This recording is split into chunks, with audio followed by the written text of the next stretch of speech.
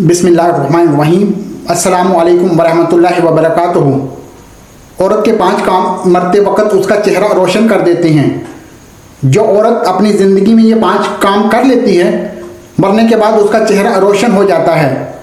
और मरते वक्त किसी भी मर्द या औरत का चेहरा रोशन हो जाना और उस पर नूर आ जाना इस बात की अलामत है कि मेरे रब ने उसे बख्श दिया है। हज़रत मौलाना जलालुद्दीन रूमी रहमतुल्लाह अलैह के पास एक औरत आई और कहने लगी, हज़रत, आज मैं एक ऐसी औरत की मैयत को देखकर आ रही हूँ कि जिसका चेहरा मरने के बाद भी रोशन और चमकदार हो गया है। ऐसा लग रहा था जैसे नूर की बारिश हो रही हो। मौलाना जलालुद्दीन रूमी रहमतुल्लाह अलैह ने फ़ौरन बोल पड़े कि उस औरत ने हज़रत इमाम बाकर रहमतुल्लाह अलैह के बताए हुए 5 कामों पर ज़रूर अमल किया होगा, यानी 5 नसीहतों पर ज़रूर अमल किया होगा। मोहतरम नाजरीन, हर औरत का चेहरा मरते वक्त रोशन नहीं होता, बल्कि सिर्फ उसी औरत का चेहरा रोशन और उस पर नूर होता है जो अपनी ज़िंदगी में ये 5 काम सर अंजाम देती है। तो वो औरत मौलाना साहब से कहने लगी, हज़रत, मुझे भी वो 5 काम बताएं कि वो कौन कौन से काम हैं। हो सकता है मैं भी इन कामों को अपना लूँ तो मेरा ये काला और गुनाहों में डूबा हुआ चेहरा मरते दम तक रोशन और चमकदार हो जाए। मौलाना रूमी रहमतुल्लाह अलैह ने फरमाया, मैंने इमाम बाकर रहमतुल्लाह अलैह की ज़िंदगी के बारे में पढ़ा है, आपका इल्म, आपके अक़वाल पढ़े हैं।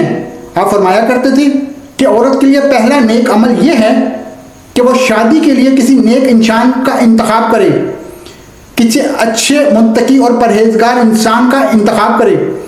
निकाह करते वक्त उसकी नीयत यह होनी चाहिए कि मैं तो गुनाहगार हूँ, ख़ताकार हूँ, लेकिन जब मैं किसी नेक इंसान के साथ निकाह करूँगी तो मेरी ज़िंदगी में आने वाला नेक इंसान जो 5 वक्त का नमाजी होगा, नेक और इबादत गुजार होगा, जब उसके मुंह से कोई बात निकले तो कबूल होती होगी।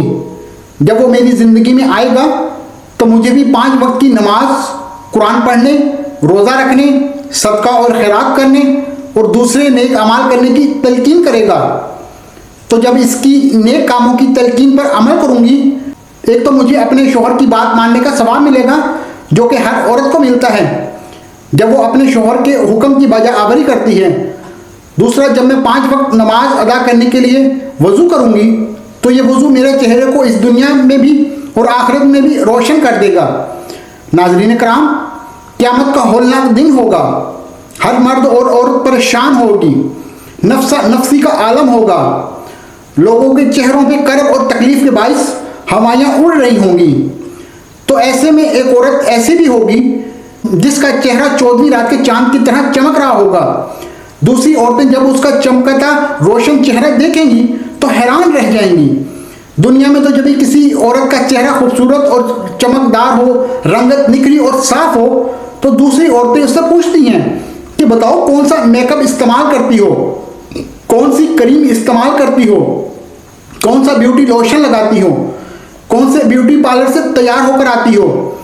लेकिन क़यामत के दिन कोई औरत ये नहीं पूछेगी कि कौन सी क्रीम लगाती हो, बल्कि उस दिन जिस औरत का चेहरा ज़्यादा रोशन और चमकदार होगा तो दूसरी औरतें उससे पूछेंगी कि बताओ दुनिया में कौन सा ऐसा अमल किया करती थी कि जिस अमल ने क़यामत की होलनाकियों में भी तेरे चेहरे को रोशन कर दिया है। तो फिर वो औरत कहेगी कि मैं दुनिया में ये 5 अमल किया करती थी। नंबर 1, फरमाया गया, शादी के लिए नेक और मुत्तकी शख्स का इंतखाब करने वाली औरत जब नेक और मुत्तकी शख्स की उसकी ज़िंदगी में आ जाता है तो इसकी ज़िंदगी में ढल जाती है, नमाजी बन जाती है, कुरान पढ़ती है, हक बोलती है, सच बोलती है, अच्छे इखलाक अपनाती है, महल्ले की औरतों के साथ अच्छे इखलाक के साथ पेश आती है, अपने घर के बड़ों का अदब करती है, छोटों पर शफ़क़त और मेहरबानी करती है, बदलिहाजी, बदतमीज़ी, बद इखलाकी से बचती है। तो मरते वक्त रूह बाद में निकलती है, मेरा अल्लाह जन्नत का टिकट पहले दे देता है और उसका चेहरा रोशन कर देता है। सुभान अल्लाह। मोहतरम नाज़रीन, कुछ बदबख्त लोग ऐसे भी होते हैं जो औरत की ज़िंदगी में दाखिल होते ही तो उसकी ज़िंदगी को अजीरन बना देते हैं, दुनिया में भी उसकी ज़िंदगी जहन्नम बना देते हैं और इसकी आखिरत भी तबाह बर्बाद कर देते हैं। तो हज़रत इमाम बाकर रहमतुल्लाह अलैह ने फरमाया कि दूसरा अमल کہ جس سے عورت کا چہرہ مرتے وقت روشن ہو جاتا ہے، وہ ہے پردہ۔ فرمایا پردے میں رہنے والی عورت کا چہرہ بھی مرتے وقت ایسے چمکتا ہے جیسے 14ویں رات کا چاند چمک رہا ہو، نہایت ہی خوبصورت ہو جاتی ہے۔ جو عورت پردے میں رہتی ہے اور غیر محرم مردوں کے سامنے جانا گوارا نہیں کرتی۔ مدینہ شریف کی دہلیز پر ایک عورت رہا کرتی تھی جو بے حیا تھی، بے حیائی اس کے اندر کوٹ کوٹ کر بھری ہوئی تھی۔ وہ غیر محرم مردوں کے سامنے جاتی تھی اور فحاشی پھیلا رہی تھی، فحش گوئی کرتی تھی، یعنی غیر محرم مردوں کے سامنے جانا، اپنی نمائش کرنا اور ان سے غیر اخلاقی گپ شپ لگانا۔ وہ بے حیائی میں بڑی ہی مشہور تھی۔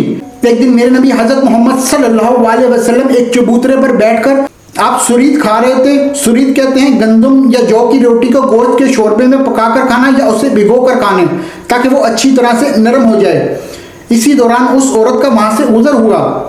جب میرے کریم نبی صلی اللہ علیہ وسلم کے پاس سے وہ عورت گزری تو آپ صلی اللہ علیہ وسلم کو دیکھ کر وہ بے حیا عورت کہنے لگی، اسے دیکھو ایسے بیٹھا ہے جیسے کوئی غلام بیٹھتے ہیں، ایسے کھا رہا ہے جیسے کوئی غلام کھاتا ہے۔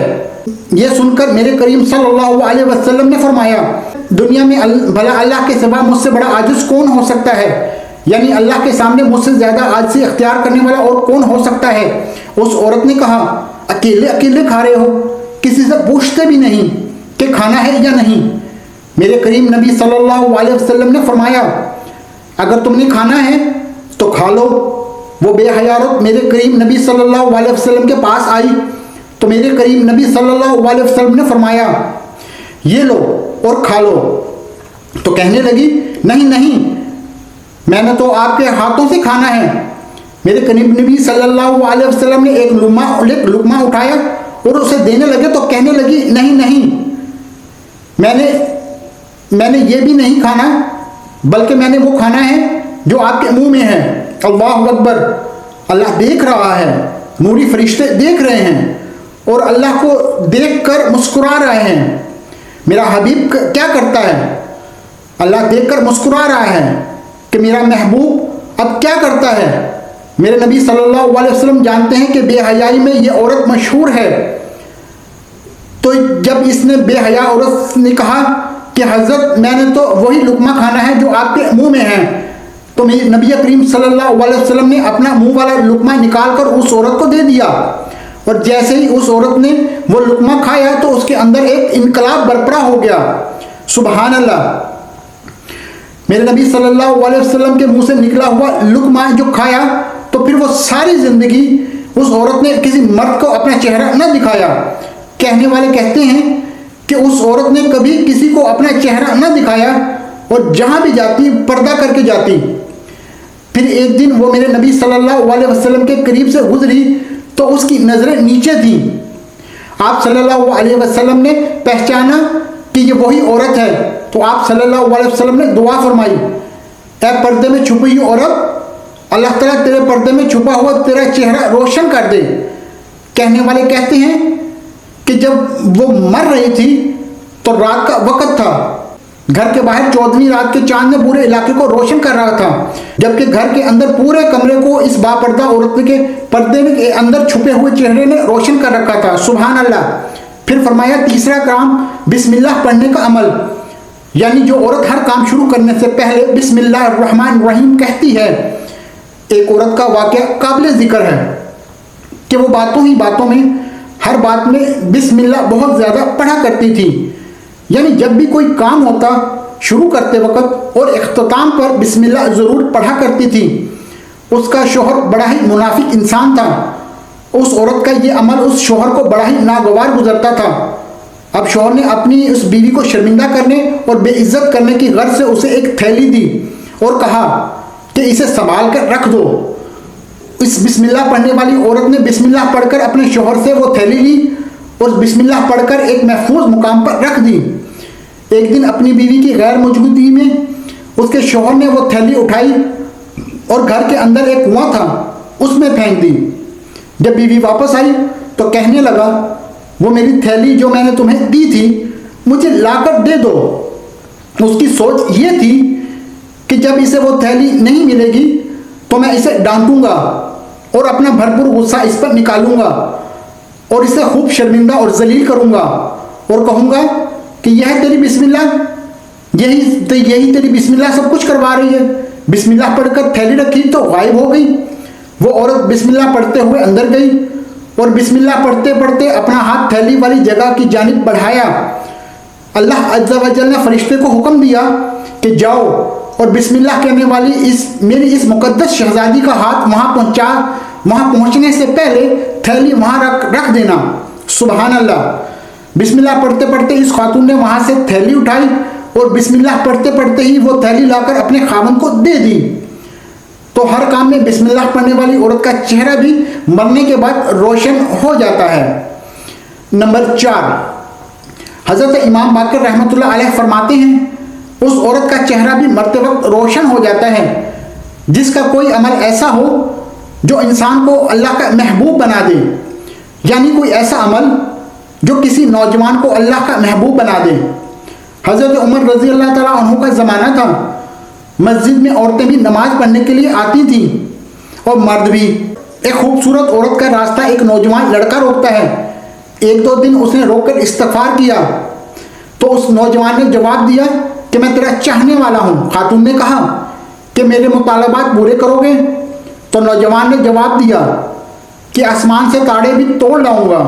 خاتون نے کہا کہ میری خواہش ہے کہ 40 دن حضرت عمر رضی اللہ تعالیٰ عنہ کے پیچھے نمازیں پڑھ لیں، اس کے بعد 40ویں دن کی آخری نماز کے بعد یہاں میں آپ کی منتظر ہوں گی اور تیرا انتظار کروں گی۔